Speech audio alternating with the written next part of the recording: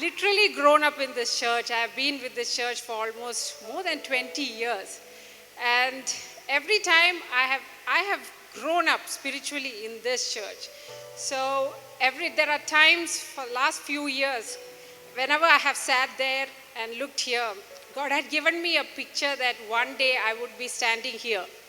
And every time God showed me that picture, I canceled it. I rebuked it and saying like, no, that's not me. I don't have it to stand here. And I can talk to in small groups, I can talk individually, but God always showed that. But then every time you push yourself, God has a way of putting you on the spot. And this is one of those spots. And I couldn't say anything no, because before that, Pastor just dropped the phone. So I was left with nothing but to stand here. But I thank God for this opportunity. It's always good to glorify God. And there is so much God has put in us. And every opportunity that God gives us to share it is a blessing. So I just want to start. Thank you, Pastor. Thank you, each one of you in this church, for giving me this time. And I want to share. I asked God, what would you like me to share today? And what is it that you want me to speak? Because if you have put me here today, there is something you want me to tell as well. So God said, share your testimony. And what I have taught you through your testimony, just share that. That's all I want you to tell today. So I just want to take you through my life a little bit, and whatever God has taught me through these years of my test and testimony, I just want to share it. And I hope and I pray that it will be a blessing for each one of you. So in 2011, I was working at that time. We were in Chennai. And when I was working, when I used to sit in the office and all those things, I started losing hair, and it's not like normally losing hair. I would lose like patches of hair, like bald patches used to come into my head. And I started feeling very lethargic, very tired and all those things. And my skin started becoming very dark, and I just knew that there was something happening in me.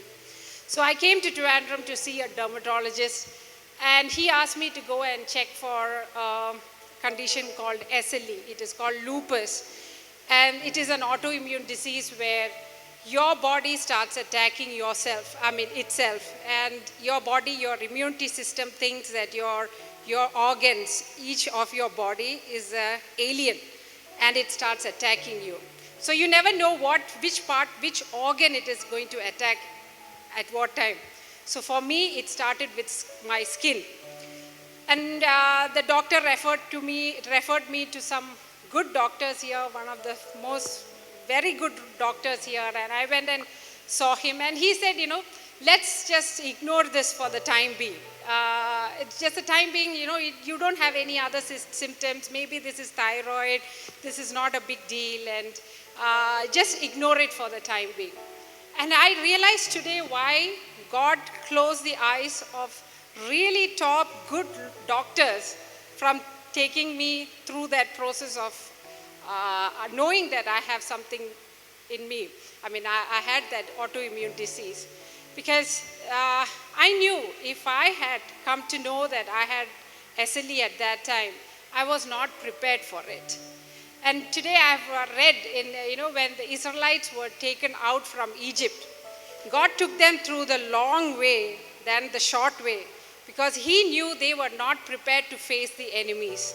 They would run, they would get scared, and they would run back. And for me, 2011 was that place where if I had known that I had these issues, I would have ran. I wouldn't face it at that time. And God in his mercy, he knew when I was prepared for it. And if God allows you to go through a season, he always equips you for that in the beginning itself. And in 2011, it had been 6 years since we got married, and we didn't have a child yet. And in 2012, in the beginning of 2012, God put a burden in me to really pray for a child. And I had thyroid issues, I had fibroid issues. My husband used to say that I have android issues. All the oids I had in my body, and I had all kinds of issues. And the doctor said, it is difficult for you to conceive. And she said, why don't you try for IVF? And I said, doctor, as much as I respect and I am in for all these things, whichever way, you can get help. But I said, Lord, if I have a child, I want it to be something that my Lord gives. I don't want it to be a medical miracle, but I want it to be a miracle from the Lord. And I was holding on to that. And the burden, when it's time for you to birth something, God pushes you to a point where you go crazy about that idea. And you can't think about anything else but to pray for that. And I remember we were in Chennai at that time. And one time we were in our church there. I was so down. I can imagine what Hannah would have felt when she was praying for a child. And I didn't bother about the people around me. I just didn't bother about anybody who is looking at me or what they would think. I just went flat on my face in that church. I was flat with my eyes on the floor, and I was wrestling with the Lord. I could feel that I was holding on to Christ's leg. And I said, Lord, I will not leave you till you bless me with a child. And I told Lord, I will not enter 2013 without a child in my hand. I need a child in my hand when I enter 2013. And the Lord told me, and I was just going on crying and crying and crying. And the Lord spoke to me and said, you prophesy to your womb, like he says in Ezekiel, right? You prophesy to the dry bones. You prophesy to your womb, your dry womb, your dead womb. You prophesy and you speak life into your womb. And I got it from there, and I started speaking life into my womb. I said, Lord, everything that is standing against me to have a child, I speak life into every cell in my womb. And I said, Lord, cancel everything that is standing against me, and I have to have a child in my hand before I enter 2013. And all of a sudden, I felt like a release in your spirit. You feel light, and you know that God has answered your prayer. At that time, I said, and then when I got up and I sat on the chair, just as a joke, I told God, just in case you don't know the calculation, if I have to have a child by December in my hand, I have to get pregnant at least by April, just in case you don't know the calculation. So, and I laughed about it and I sat. And that year, Good Friday was on April 4th, sometime in early April. So we went to church, we came back, and something in me just told me to go and check if I'm pregnant. And I checked, and I found out that I am pregnant in April. And I started shivering. I told Anush, he was also shocked, and we just praised God and all the things. And we went and saw the doctor, and the doctor said the child is due in December. And on Easter Sunday, when I was standing in the church, I felt like something just warm covering me up, something huge, something warm just covering me up and whispering into my ears and saying, I have given you a child just the way you have asked. You wanted a child in December in your hand. And my daughter, most of you would have seen her, Miguel, she was born for us on December 5th. So our God can do anything. And when God gives you, and it is a miracle. And in 2013, we entered 2013 with a beautiful child in our hand. And in 2 months' time, my health started going down. And in 1 month's time, I think I lost around 25 kgs, just like that. 25 to 30 kgs, I was like a stick. I couldn't even stand. I couldn't carry my daughter. I lost all my hair. My face became I don't know what was happening with my face. I didn't even want to see people because it was that bad. And my whole mouth and my food pipe had ulcers. So I couldn't eat anything. To just live, I used to have, that raw rice, just cooked rice, because, I have to survive. I have to live for another day. but I couldn't eat anything. Even to drink water was a struggle because it was to pain so badly. The entire mouth had ulcers, and my back had boils which would just burst, and blood and pus should just go till I felt like I would faint. And I couldn't carry my daughter because my hands would be stiff, and I'd lost so much of energy. Everything. I was at rock bottom. And I saw so many doctors in Chennai, and some said I have vitamin D deficiency, some said I have dengue, some said, and nobody was giving me an answer. Everybody was just giving me whatever medicine they wanted to give me. So then, because it was getting even every day, it was a struggle to take care of Miguel because she was just a baby. So I came to Trivandrum. I went to see the doctor that I usually consult, and he checked me for SLE again, and he said, your lupus has just flared up, and you have lupus. And before this, I forgot to tell you, when I was in the church, before this sickness started manifesting or whatever, one of the worship leaders in our church, when we were leaving that church, he came running to me and he said, the Lord has put burden in me to pray for you, and he wants you to know that the sickness that you are going to go through is not for your destruction but for the glory of God. And one more thing, God promises you that your sickness will not pass on to your generation. And at that time, I didn't have any idea what he was talking, because I was quite okay at that time.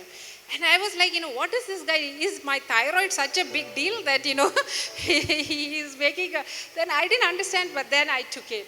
But when the doctors found out later, when things went wrong, and when the doctors told me that I had lupus, and I was in such... I don't even know how I came to Trivandrum carrying my baby. And, when the doctor said that to me, this word, this promise that God gave to me came back. And that was such an assurance. And it was nothing like the first time I heard that. The first time I heard it, I was crying, I was not ready for it, and God just ignored, and he did all this. And then this time, I had a strength that I can't even explain. And I was in pain, and still I had a peace and strength that my Lord is going to use this for his glory. And the doctor started pumping me with medicine, steroids, high dose of steroids and everything. And there are things that, this happened in 2013. So through that period, God taught me few things, how to overcome this time. God doesn't allow you. I would never say God brought this sickness to me. I have opened many doors for this sickness to come. So I take all the blame for it. But when God allows you to go through a season, he also teaches you, he has a plan. And he never leaves you alone, like you were saying just now in yours. He never leaves you. His love never stops chasing you. Even if you want to run, he never stops chasing you. And there are few things that he taught me through this time that I would like to share today. The first thing is humility. Like Moses said in the Bible, the most humble man in the world ever. And I also thought I was a very humble person. I was like very humble. I wouldn't raise my voice. I would speak very softly. And, I thought I was so humble. What is there God to touch anyway? And there are times that, there are days, I used to pray that, Psalms 139 verse 23 and 24, the prayer where David says, search my heart, Lord, and see if there is anything that is wicked in me, and lead me to a righteous path. I used to pray that every day, search my heart, Lord. If there is anything that is not pleasing to you, take it away from me, Lord. Show me if I am wrong in any areas and all those things. And one day, the Lord clearly asked me, Surya, do you really mean what you are praying? Do you really mean that you want to change? And I said, yes, Lord, I want to change. And, just show me. And he said, are you ready to go through something that I am letting you go through? And I said, Lord, yes, just show me. And I was thinking, what could maximum God say? Just small things here and there. I was going perfectly. I was doing well. That is what I thought. And then God asked me, do you trust me to change you? Do you trust me to bring a change in your life? And I said, Lord, yes. And I knew by then God meant something. That, he wanted something that is in me that was not pleasing to him, that had to change. Because for God to put the new wine, he has to empty all that is old in you. God cannot fill half-filled you and half-filled God. He has to empty you. He will strip you of everything that you held close and you thought was good. And it would have been good. I mean, there is nothing wrong in most of the things that we think. But that is not pleasing. And that stands as a hindrance to the Lord. And God started touching every area of my life. And one thing he showed me, that I had pride. I had pride about who I was, pride about my education, pride about my background, pride, spiritual pride even, that I knew the Bible better than people around me. And God started the first thing. When I was studying in college, I studied my degree in All Saints College. I was a beauty queen. I was Miss All Saints, twice actually. Once the runner-up and once the Miss All Saints itself. And I thought I had it all. I had the hair, I had the height, I had everything. I'm really doing good. And God touched that. God took every strand of hair from my head and God allowed it to go. And I understood that day, you don't have even the capacity or the strength to put one strand of hair back in your head. I started losing my health. I started in my face. There are times that, I like to be, I like to be in the crowd. I like to, all that things. And there were times that I started praying, Lord, when I have to go out, please don't let anybody I know see me. Because I didn't have the confidence. I didn't have the strength to go and face people who knew the old me and see the new me. Because I was that much of a mess. And God stripped everything. And I understood, Lord, even if I have to have one hair back in my head, unless and until you have given me, it is nothing. Nothing. And God started showing me, teaching me to hold my strength in him, to build my confidence in him and what he has put inside me than what I am from outside. That was one thing. And the second thing was my education. And I had a pretty good job in Chennai. And all of a sudden I lost that job. I don't even still know what that reason was. And when I had gone through this sickness, I did my law degree from UK. And I went to US, and when we got married, and when I went to US, I did my bar exam from New York. So I am a licensed attorney to practice in New York, and I am licensed to practice in Bombay. And all these things were in me that, I am a lawyer of 3 countries, the 3 big countries. I had that. And when I started taking medicines, steroids, and when this sickness came, trust me, I lost most of my memory. I can't remember, for heaven's sake, anything I studied. So all that I have is that certificate, and I have no idea what I studied in all these countries, what I have achieved. I couldn't be useful to anyone who asked me advice on law, and God stripped that also from me. Because if God doesn't give you the memory, God doesn't give you the wisdom, God doesn't give you the strength, all that you have achieved is nothing. If you can't even get up from the bed that day without popping a painkiller, what are you going to do with all these degrees in your hand, right? So that also God stripped me. Then another thing was, I had a lot of confidence in my father, for my earthly father. He was a very strong character, so I had that thing that, my father is always there, that earthly father. Just like one day when I was in the peak of my sickness, he also passed away.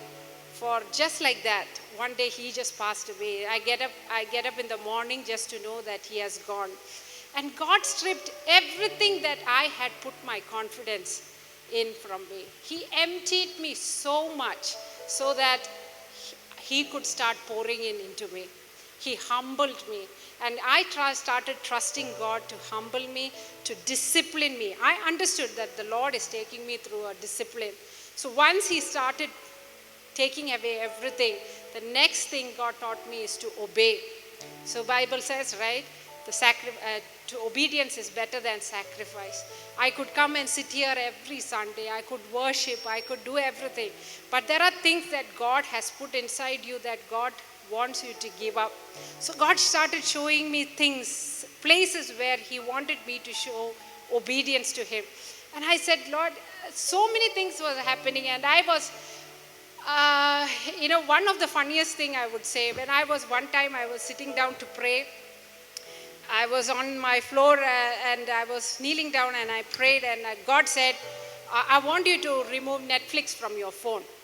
And I was casting it out this is the devil. It was not like I was into Netflix all the time. From morning I'm sitting and watching this. Maybe in the afternoon I would sit and watch for a while. But then the Lord said, I want you to take it off from your phone. I want you to unsubscribe. I don't want to. And I started justifying that. And I said, Lord, this is the only entertainment I'm watching. Why don't you just leave it? I promise I will reduce it to half an hour a day. Then I will slowly. And I could see literally God just turning His face and sitting, that He was not ready to listen to me until I obeyed. I literally saw that. I could feel it, like, somebody just angry and standing up, like not listening to you till I listened, obeyed. So on that floor itself, it was a struggle. I unsubscribed Netflix. I took it off from my phone and from the TV. And as soon as I did that, something heavy just lifted up. And that was, I never understood why God had, what was the connection between Netflix and my healing or what I was praying for. But these are small things. Then that's a time when God reminded me of Naaman in the Old Testament. When he had leprosy and Elisha asked him to go and dip in the water 7 times. And he got angry and he's like, what has my healing and dipping in this dirty water to do? What is the connection between that? It's like that. Sometimes what God asks you to, sometimes there are things that God asks you to take it away. I'm not saying God is going to ask all of you tomorrow to take off Prime and Netflix and everything, and stop watching TV. For each one, maybe God saw something that was hindering me through that, and through many things that God asked me to remove. And it was a struggle. And then I said a few other things that God asked me, and it was a struggle for me. That's when God led me to Jude 24, which helped me so much. Jude, there's only one chapter. Jude 24, it says, now to Him who is able to keep you from stumbling and to present you faultless before the presence of His glory with exceeding joy. It says that, it is not your strength. It is God who is able to keep you from stumbling. It is Christ who is able to keep you from stumbling. And I started yielding myself to God. Whenever God asks me to do something, I'll say, Lord, this is difficult for me, but you are able to keep me from stumbling. You are able, and you are the one who is going to present me before God one day and help me through this. And He started helping me. And then another thing that God taught me at that time was the difference between what Peter did and John did. If you read the gospel, you will see throughout the time Peter used to say, I will do it for you. I will love you. No matter, even if all these people leave you, I will love you. I will follow you. I will never leave you. He kept on saying, I. And he kept on relying on his strength rather than what God could do through him. And he kept on stumbling. Right? Every time you see that Jesus rebuking him, asking him to keep quiet, asking him to change this, and every point we saw that Peter kept on stumbling because he relied on what he could do. But if you read the Gospel of John, you will always see John saying, I am the disciple that my Lord loved. I am the disciple that the Lord loved. He always focused on Christ's love for him than his love for God. Because we can never match up to his love. Like you said, we can never match up to Christ's love for us.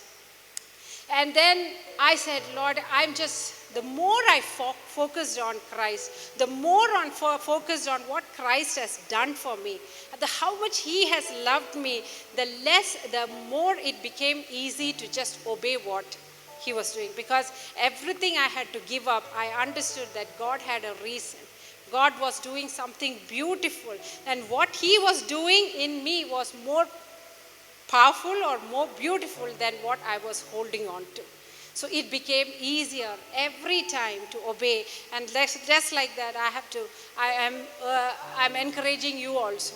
If God asks you to live something, God asks you to walk in obedience in any area of your life, ask Him to help you. He can keep you from stumbling.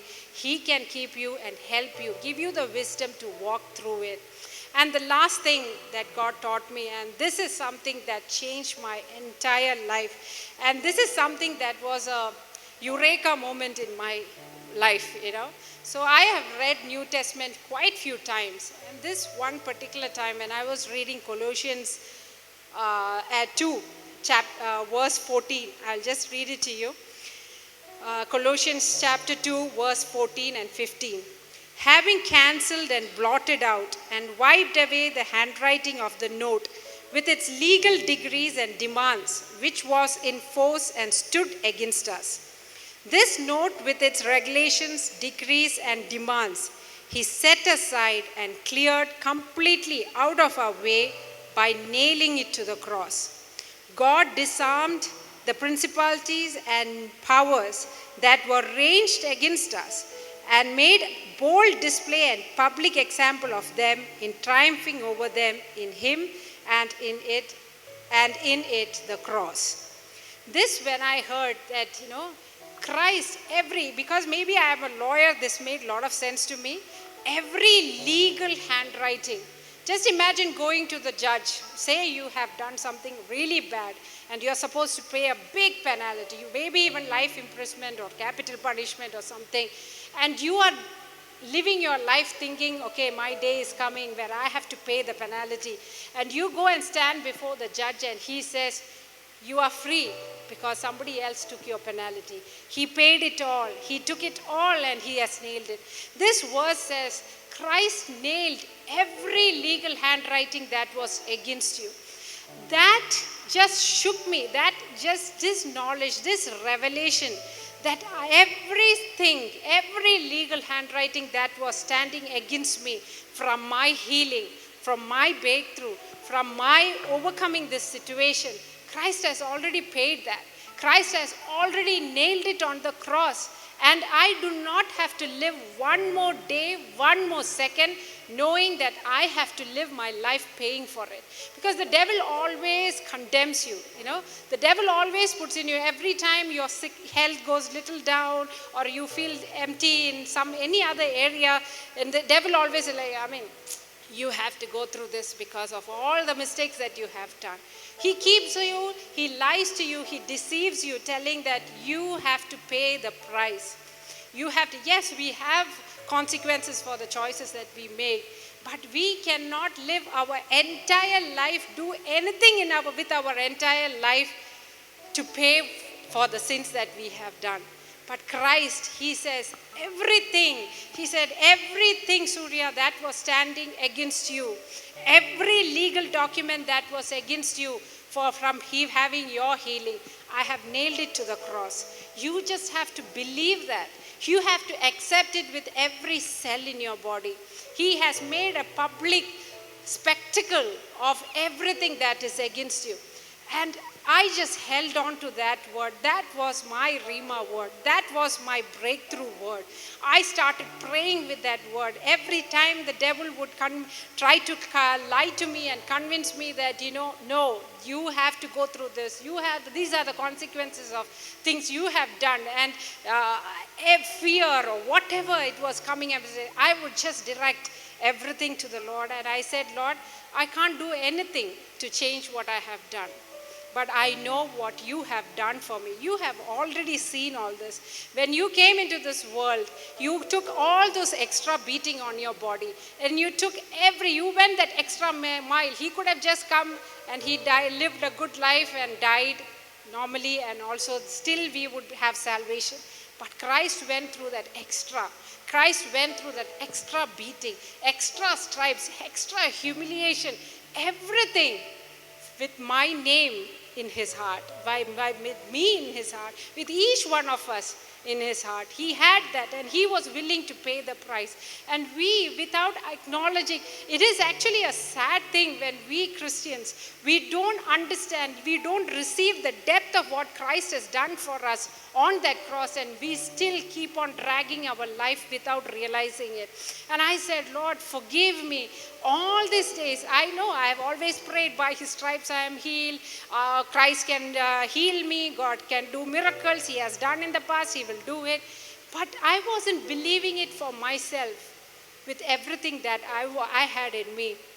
And I started praying, holding on to that one verse. And I said, Lord, everything that was standing against me, you have taken it to the cross. I don't have to pay the price. You have paid it. All I have to do is grab onto it, live in the knowledge of that. And in 2020,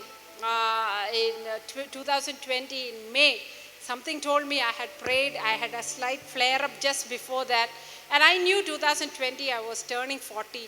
My 40 years of wilderness was over, and I am going to enter my promised land. But after I got that word, the next month there was a flare-up in my SLE again. And then I was like, why? What is this happening? I got the word in January. In February, I'm getting a flare-up. But then God said, hold on. Hold on to my promise, what I have already promised you. And I kept on to this, held on to this word. Everything that was standing against me, the Lord has paid for. I am just focusing on that one truth that the Lord has done for me. And I held on. And in May, I took an anti-dsDNA test, that is for lupus, to check if you have it or not. And one thing about lupus is once you have it, once you get lupus, it is lifelong. It will never go negative. You can bring it under remission, but it will never go negative. But I checked in May 2020 and I was negative. And in 2020, I had the first when they found out my count was around 1,000. Anything above 100 is positive. And my count ever since to this day has been 30, 38, which means, even if you guys check, you will have that same thing. So that is my Lord, So when you hold on to that promise, that what Christ can do, and not what I can do, and how much ever the devil convinces you or condemns you and tells you that there is no hope, there is no future. This, for me, it might be my healing. For some of you, I don't know, it could be anything. Christ didn't go to the cross just for healing. He came to give us a good life, a good, prosperous life in everything that he has purchased for us. We are co-heirs with Christ. We are not ordinary people. We are not called to live ordinary life. We are called to do something for him, to live as ambassadors. If God has put us like ambassadors, we shouldn't be dragging each day in this world. We should be living it to the fullest with the knowledge of what Christ has done for us. And ever since then, I have been negative.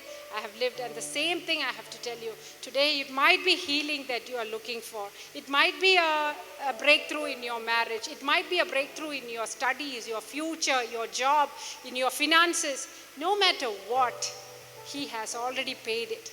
He has already done it. It's your future. He has done it. He has paid. What you need to do is hold on to what Christ has done. God will not push it on you. You have to accept it. You have to believe it. I had to pray. I had to accept it. I had to receive it with every cell in my body, that what Christ has done. So today therefore there is no condemnation for those who are in Christ Jesus. And I know the devil has no writing against me, because he has paid it all. So this is something that the Lord has taught me, and taught me to overcome whatever. And today I stand as a testimony, cleared of SLE, with something that can never happen. God has done it. And for 2.5 years, and every time I have to go and do my checkups and all those things, and the doctors keep scaring me, saying, this can flare up anytime, this because you have a history, but I keep canceling it. I said, no, the sickness I saw in my Egypt, I will see it no more. It will not come into my body because I am not holding on to medicines. I have already paid. My sickness, my security is in Christ. And when I went through all these things, one day recently I asked God, if He already had plans to heal me, why all these years? 8 years I've been in it now, altogether 10 years, but I got healed in my 8th year. And why did you let me go through all these things? But God allows you to do so. Then God taught me 3 things, a place where He showed me 3 scenarios in the Bible with regard to water. When 3 times when God parted water, okay, He didn't part, For the first time when the Israelites came near the Red Sea, before they could go into the water, God asked Moses to stretch his staff, and he parted the water, and the Israelites went, right? So He did it before you can get into. He sometimes moves water for you before you can enter. Second, when they were in front of Jordan River, what did God tell Joshua? He asked the Levites to walk with the Ark of Covenant, step into the water. He asked them, He didn't move it first. He said, put your step first. Put your leg first in faith and keep moving. And as they put their feet first, the water started parting.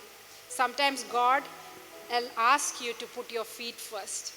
And as you put your feet in faith, He'll start departing things for you. He starts making crooked paths straight for you. And then we come to New Testament, we see Peter. Peter said, I want to walk. I want to come to you in the water. Did God stop the storm? Did Christ ask the storm to stop?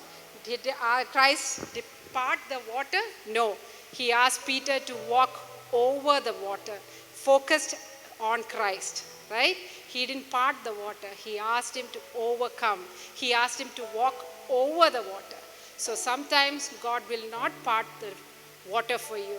God will not part how much ever you cry, but He expects you to have your eyes on Him. He will make you an overcomer. You will walk over the storm. So no matter what stage you are in, sometimes God might just part it for you, and you might not even know there was a sea before you. Sometimes God will expect you to put your feet out. As you take every step, God will move it for you. Sometimes God will just say, you have to go through it. And I'm going to teach you to keep your eyes on me and walk in faith with me. That is what God did for me through this. But today when I look back, as much as it was painful, and I thank God for that experience, because it is because of that I am able to come and stand here today and testify. I have a testimony because of what I have been tested with. So when I look back today, I don't see it with pain. I see it with overwhelming joy in my heart that God gave me the privilege to know Him so much. God gave me the privilege to be emptied of everything that I am. And even today, if I have seen any hair in my head, that is what Christ has given me.